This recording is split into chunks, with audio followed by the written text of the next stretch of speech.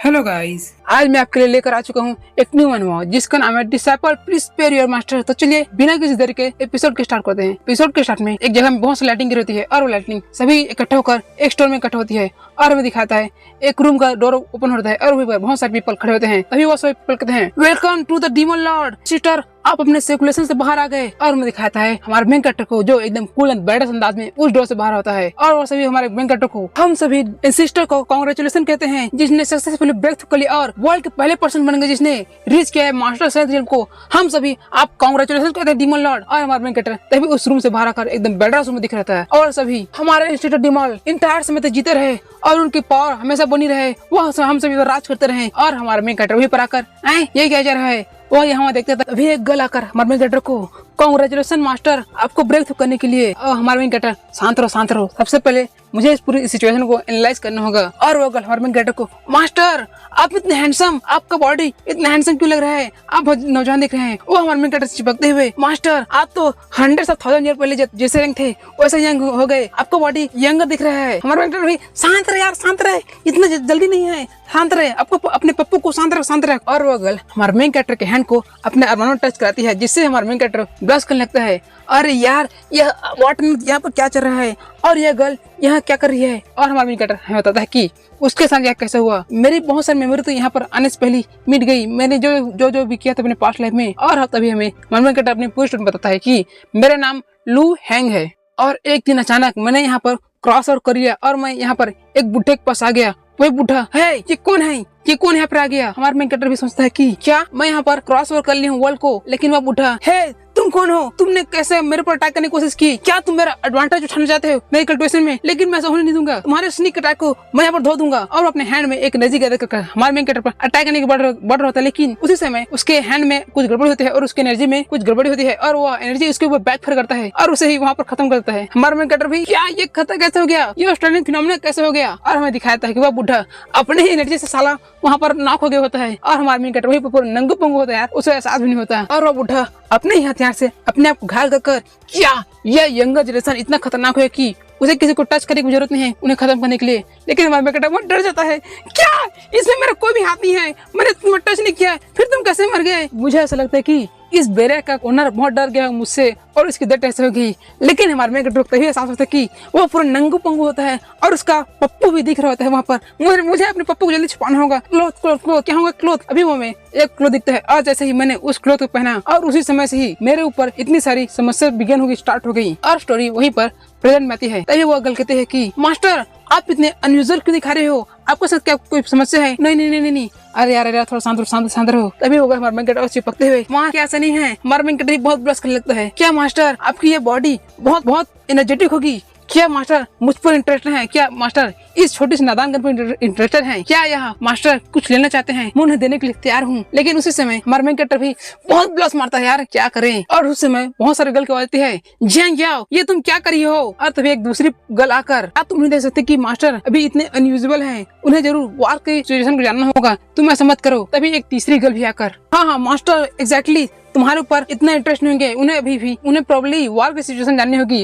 वो वार के बारे में और इस डीमन टेम्पल के बारे में जरूर चिंतित होंगे। लेकिन वो गर्ल हमारे मेन कैरेक्टर जरूर रखते क्या मैं मास्टर को अपने चार्म के जादू में फंसाने के लिए नाकाम हो गई, मास्टर मुझे माफ कर देना। हमारा मेन कैरेक्टर शर्माता है, मुझे पता नहीं चलता उसके रिएक्शन क्या होता है। और तभी वो गर्ल थोड़ा प्लस करते थी मास्टर बहुत दिनों से सर्कुलेशन में थे इसलिए उन्हें किसी भी चीज का पता नहीं होगा, इसलिए यह डिसाइपल जियांग आपको सब चीज बताएगी बैटल के स्टार्ट से लेकर एंड तक। और वो हमारे मेन कैरेक्टर बताना स्टार्ट करते कि इस फरवरी में 4th जूनियर सिस्टर निंग जनरेंग ने किल कर दिया पेट्रेज of the dark flame sect और उनके 20,000 से ज्यादा डिसाइपल ने पहले ही हमारे ऊपर सबमिट कर दिया है। और हमें दिखाता है उसके 4th सिस्टर निंग येरेंग 4th डिसेपल और जुलाई में 2nd सीनियर सिस्टर सी क्यान और 5th जूनियर सिस्टर जी रोसवांग ने असैसिनेट करने की कोशिश की पेट्रेज ऑफ द अजुरा फ्लेम सेक्ट और वह यहाँ पर सक्सेसफुली और वह दोनों वहाँ पर सक्सेस हो गई और उन्होंने सक्सेसफुली कंट्रोल पा लिया और उन्होंने वेस्टर्न फ्रंट के फादर सेक्टर जो सबसे बड़े लार्जेस्ट सेक्टर था उन पर पूरा कंट्रोल सक्सेसफुली कंट्रोल पा लिया। और हमें दिखाता है उनके सिस्टर क्वेन 2nd डिसेपल और जी रेस्टोरेशन 5th डिसेपल और लास्ट में सीनियर सिस्टर लॉन्ग जुआन ने पर्सनली जाना चाहते थे स्ट्रॉन्गहुड, वुडन, कुन्नल सेक्ट और इमू सेक्ट में, और वहाँ पर जाकर और मैं दिखाता है उनकी फर्स्ट डिसाइपल लॉन्ग स्वान, फर्स्ट डिसाइपल। और मास्टर अपने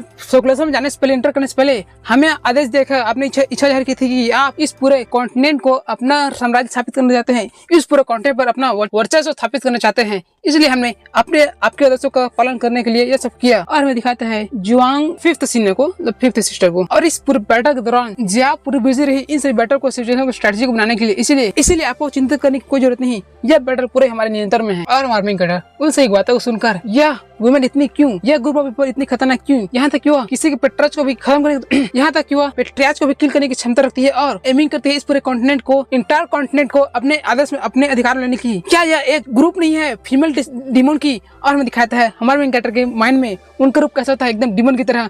और हमारे मेन कैरेक्टर को फट जाती है, उसके पीछे से निकल लगती है, क्या। और इस जियांग ने कहा था कि मैंने उनको आदेश दिया था ये सब करने के लिए, ये कैसे हो सकता है? हाँ, और क्या इनका मास्टर ग्रेट डिमोन किंग नहीं है? हमारे मेन कैरेक्टर इतनी फटती है, उस आगे पीछे सभी जैसे पसंद निकलते हैं। अगर इन सभी कन्याओं ने फाइंड कर लिया कि मैंने मास्टर मौत का घाट उतार दिया और मैंने उनकी जगह ले ली, तो वो मुझे जरूर सर्टेनली खत्म कर देंगे, मेरी लाइफ को खत्म कर देंगे, मुझे छोड़ेंगे नहीं। और तभी हमारे मेन कैरेक्टर डिसाइपल जियांग जाओ हमारे मेन कैरेक्टर चिपकते हुए, खुश होते हुए, मास्टर हमारी एकदम ग्लोरियस अचीवमेंट, हमारे वार में इतनी ग्लोरियस अचीवमेंट होने के बाद भी राइटियस सेक्ट ने डिमन स्लेइंग सेक्ट से अलायंस बनाने के लिए प्लान बनाया है। क्या मास्टर अब समय नहीं हो गया है कि मास्टर पर्सनली अपना एक्शन ले और वो पर्सनली इन सभी मामलों को ध्यान दे? मेन कैरेक्टर उसे कहता है कि वो कौन से पर्सन जो मरना चाहते थे। तभी उसकी फिफ्थ डिसाइपल कहती है कि मास्टर वो लगभग 30,000 पीपल होंगे, और लेकिन मास्टर ने अब ऑलरेडी रीच कर लिया है, इसलिए मास्टर सेंथ रियल को, इसलिए इसकी तो कोई जरूरत नहीं है। मास्टर भी एक ब्लिंक के आके अपने फिंगर से उन सभी खत्म कर सकते हैं मास्टर। और हमारा मेन कैरेक्टर उस बुढ़े गुस्सा साला खुसर कमीने बास्टर्ड, अब मैं समझ गया कि ये बास्टर्ड क्या करता था। यह अपने सभी डिसाइपल को सेंड करता था इस पूरे वर्ल्ड में ट्रोल मचाने के लिए, और वो मुझे कह रहा है उन सभी ब्लेम को लेने के लिए, ये साला बुढ़ा खुसर कमीने बास्टर्ड इसने मुझे कैसा किया। और तभी उसकी fifth disciple master emu sect का होली सन भी लगभग हाफ स्टेप मास्टर सेंथ रियल को रीच करने की तैयारी, इसलिए आप सावधान रहिएगा जब आप उसे फाइट करेंगे। तभी उसकी पहली डिसाइपल हमारे मेन कैरेक्टर पास आकर, हे तुम नॉनसेंस बातें करना बंद करो, हमारे मास्टर कल्टिवेशन ट्रांसेंडेंट स्टेट पर होता है और वो हेवन को भी हिलाने की ताकत रखते हैं, और वो अपने सुपर नेचुरल पावर से भी हेवन को भी हिलाने की पावर रखते हैं। और हमारे मास्टर ने अभी भी मास्टर सेंथ रियल को रीच किया है। और क्या तुम अभी भी डरती हो? हमारे मास्टर की पावर से वो इतने सक्सेसफुल है जो किसी पहाड़ को यहाँ से तो 2 टुकड़े में तोड़ सकते हैं। हाँ, तुम सही कह रहे हो। जब टाइम आएगा तब हमारे मास्टर हमें शो करेंगे और हमें दिखाएंगे इतनी कितनी कमाल पावर को हुआ एक झटके में उस मास्टर को खत्म कर सकते हैं। और हमारे सेकंड डिसाइपल भी, हाँ तुम देखते रहना, हमारे मास्टर डिमन स्लेयर अलायंस को ऐसे ही खत्म कर देंगे। फोर्थ भी कहती है, हाँ हमारे मास्टर के आई में डिमन स्लेइंग अलायंस सिर्फ एक कौवे की तरह, एक चींटी की तरह है, हमारे मास्टर तो उसे ऐसे ही खत्म कर देंगे। लेकिन हमारा मेंटर उन सभी कन्या को अपने पास देखते थोड़ा ब्लश करता है और अपने माइंड में, तुम सभी चाहती हो कि मैं साला उन सभी 10,000 पीपल के हाथ से मरा जाऊं, उनके हाथ से घुसे खाऊं, लात खाऊं, ऐसा नहीं हो सकता। तभी हमारा मेंटर कहता है, मुझे पता है कि मुझे क्या करना है, तुम मुझे मत बताओ। और मैं यहाँ से वापस जाना चाहता हूँ, मैं वापस जाना चाहता हूँ अपने रूम में। और हमारे मेन कैरेक्टर वापस जाते हुए, मुझे सभी जरूरत है अपने इस मास्टर सुपर ब्रेन को स्टेबल करने की, उसे मजबूत करने के लिए, उसके फाउंडेशन को मजबूत करने के लिए, इसलिए मैं अपने रूम में कल्टिवेशन करने जाता हूँ। और तुम सभी लोग यहाँ पर थोड़े मोमेंट के लिए इंतजार करो, मैं जल्दी वापस आऊंगा। हमारे मेन कैरेक्टर वहाँ चल जाता है और जाते सबसे पहले मुझे इस टावर में वापस जाने दो और मुझे कोई रास्ता खोने दो यहाँ से भागने के लिए, क्योंकि अगर मैं यहाँ पर रहा मैं सभी डिसाइपल के हाथों ही मारा जाऊंगा। और हमारे मेन कैरेक्टर वहाँ जाते ही उसकी एक डिसाइपल कहती है, थर्ड डिसाइपल कहते हैं कि क्या तुमने नोटिस नहीं किया कि हमारे मास्टर की बॉडी एकदम हैंडसम, एकदम यंग, एकदम एनर्जेटिक लगती है। क्या ऐसा हो सकता है कि मास्टर इतने कूल इसलिए दिख रहे हैं क्योंकि, और वह सभी हमारे मेन कैरेक्टर जाते देखते हैं। फिर उसकी एक डिसाइपल, क्या अगर मैं प्रैक्टिस कर सकूं मास्टर के साथ डुअल कॉम्पिटिशन तो ये मेरे बहुत खुशी होगी और मैं अपने रेस्ट ऑफ लाइफ, अपनी पूरी जिंदगी मास्टर के साथ बिताना चाहती हूँ। और ये लाइफ अगर मैंने मास्टर के साथ डुअल कॉम्पिटिशन कर लिया, एक बार कर लिया तो ये मेरी लाइफ पूरी सार्थक हो जाएगी। मुझे अपनी लाइफ में कोई भी रिग्रेट नहीं होगा, मैं अपनी लाइफ को ऐसे ही जी सकती हूँ। और इसी के साथ हमारे एपिसोड यहाँ पर समाप्त होता है। दोस्तों आप सभी मुझे बताएं कि आपको यह मांगा कैसा लगा। अगर आप सभी को अच्छा लगेगा तो मैं इसे कंटिन्यू करूंगा, तो चलो ठीक है, हम आपसे अगले एपिसोड में मिलेंगे।